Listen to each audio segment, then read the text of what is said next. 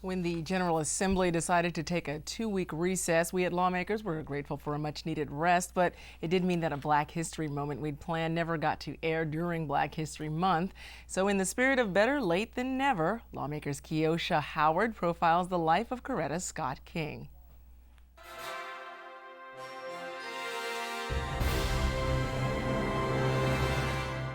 The late Mrs. Coretta Scott King was known most prominently as the wife of the late Reverend Dr. Martin Luther King Jr. and for her roles in the civil rights and women's rights movements. Representative Tyrone Brooks was also a civil rights activist. He told me some of the little-known facts about Mrs. King.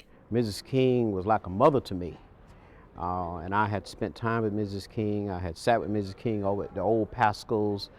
She had been over at the headquarters on Auburn Avenue many days, and I would sit with her and she would share stories with me about how she and Martin met, how she used to plant crops in Marion, Alabama on her daddy's farm, how she picked cotton, how she milked cows, how she fed the hogs and the chickens.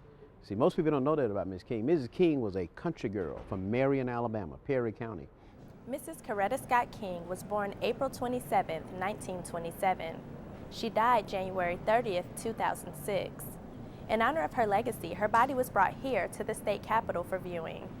This has been a Black History Moment. Reporting for Lawmakers, I'm Keocia Howard.